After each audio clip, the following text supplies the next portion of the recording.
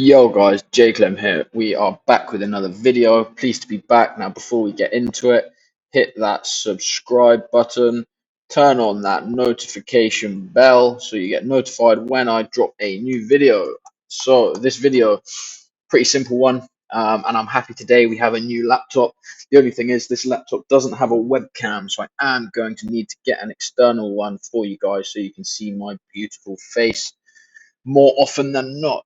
Anyway, so this daily routine maximum should take you 30 minutes every single day. When you know you get a bit more comfortable with it, it can take you literally 10 to 15 minutes. Just in the morning before you start your trading day, and it can lead to being number one, more profitable, number two, more consistent, and three, a better strike rate.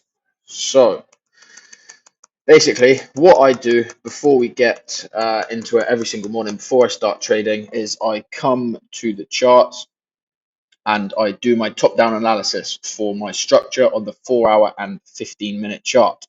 For example, right, if we are bullish on the 4-hour, we've just broken structure. I'm not obviously going to be looking for buys straight away.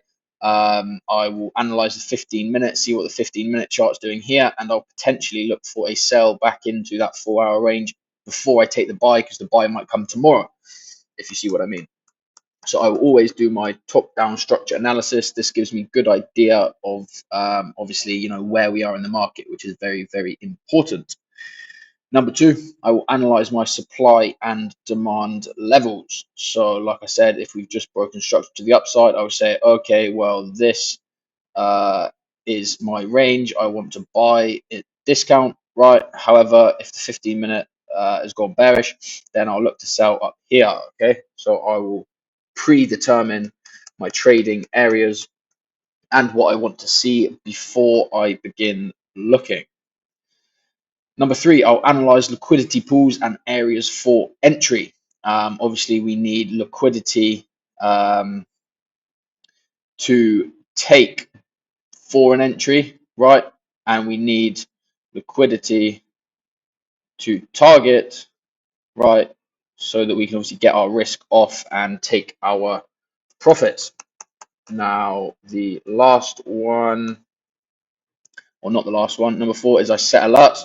Very, very important. So, you don't miss your trade levels and you're not too worried about, being involved in the market. Like, say we just broken structure here, you're not going to be too worried about getting in the market here if you see some stupid price action, because ultimately that's probably just trapping buyers.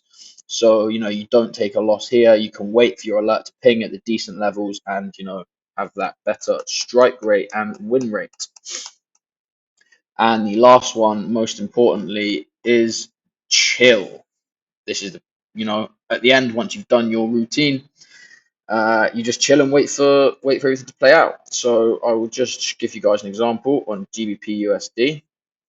So let's say we come to the chart and it is here, right? Let's say we come. What do we want? Let's go back to this area. And this is 6 a.m. on a Wednesday. So we would be like, okay, what's happened? So we had a break of structure bullish and we've just gone bearish. Lovely. So do I want to be selling right now? Well, no, because this is my current trading range and we haven't pulled back to the EQ yet. So yeah, potentially we could do this, but probability would suggest that the 15-minute would obviously have to pull back to mitigate something to then sell off. So, okay, 4-hour would be bearish, right? That would be my 4-hour analysis. So I'm looking for sells, but the sells may not come today. Then I would drop down to the 15-minute chart and I would say, okay, well, the 15-minute actually in this instance is the same low as the 4-hour. So yeah, we are bearish.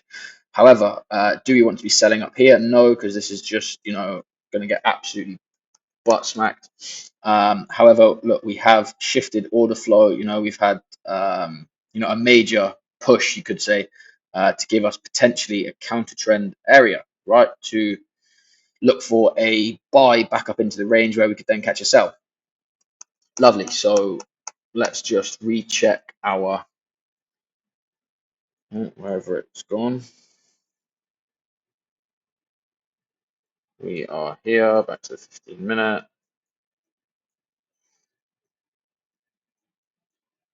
So we've done our top-down analysis on the 4 hour and 15 minutes. So number 2 would be analyze supply and demand levels. Well, we have a very nice demand level here that we could look to take a counter trend buy and a potential hedge.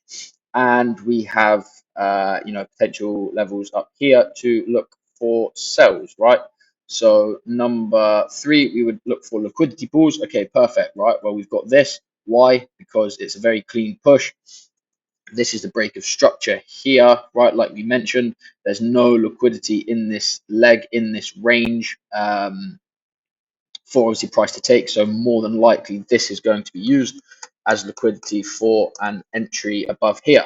However, if we develop away from this area on the 15-minute time frame, we could potentially look for a sell. However, we won't be taking any lower time frame entries here. So yes, we can set an alert here, we can set an alert here, and we can set an alert here. Boom. So we've set our alerts, right? And obviously down here, we've got that liquidity pool, right? We've got liquidity as a target here, and we've got liquidity obviously to run into our area to fuel that move. So now obviously we can just do number 5 and chill, right? Perfect. Lovely. So if we play price forward, what do? Lovely. We ping in for a buy into our buy level, and we have a perfect expansion away, just what we want. So we've taken, one trade, haven't taken a loss because we stayed out of the market during obviously this bullshit range PA. We didn't get trapped in this PA.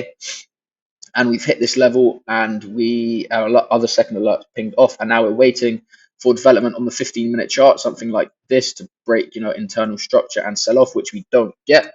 So we don't take a trade, which is perfect. There's absolutely nothing wrong with that. Our hit rate and consistency is key, so that's absolutely fine. And we don't want to trade off this. I should have mentioned that, because obviously, right, had this internal low that broke, we pulled back, right, and then obviously this mitigated this previous little consolidation sort of range. However, what we have here is this wick runs liquidity, right, and then obviously has a large expansion to the downside, as you can see there, and this wick was never tapped into. So this would be one of my very super high probability areas to look for a sell. And let's just play price on. We'll go on to 30 minutes, so it's a little bit more quick. We can delete this now because we've done everything and we're chilling. Oh, look at that. We tap in perfectly. Oh. We tap in perfectly, right? We give that confirmation, plus we break structure to the downside. Obviously internal structure, but we do give that lovely bit of momentum. So we've taken one trade, we've taken 2 trades. You either taken partials off this, or you're holding it full volume as a hedge to obviously this trade. And and price just plays out and does what it needs to do, and you're hedged. You have no regard for or care for where the market's going, because you're buy and you're selling.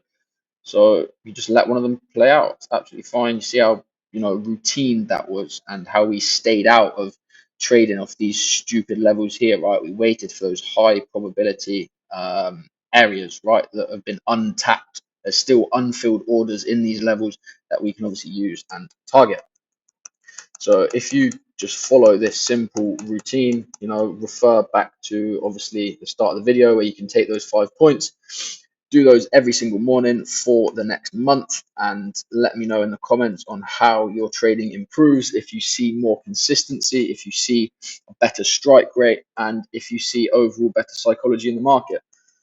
Yeah, a lot of people underestimate trading psychology. I think that's how you spell it. Psychology. People underestimate your psyche in trading. I would say trading is 80% psychology and 10% technicals. So if you can master, what I just said, those 1 to 5 points, this will have a direct improvement in your overall trading psychology, because you'll know your levels, you'll have your levels picked beforehand, you'll know where to stay out of the market, you'll know where you're waiting for more development, and overall like what you want to see, because you've made those decisions beforehand, right? You're not trying to make decisions in the heat of the moment. Like, you might see, you might have not done this right, and you see this large sell off here, and you're like, oh damn, I've got to get involved, right? And then you take a hit. Whereas if you just understand and you've made the decision beforehand that you're going to wait for development on the 15-minute chart away from here, you don't get that. It comes and obviously takes out that previous high, and you stayed out of the market. You stayed cash. Cash is a position, right? Staying cash is needed sometimes, right? Cash is a position. You have 3 positions in trading. You have long, you have short, and you have staying cash, right? Anyway, that is it for this video, guys. Let me know if you liked it. And yeah, hit up the comments, and don't forget to drop a subscribe, and we will see you in the next one. Peace and love, gang.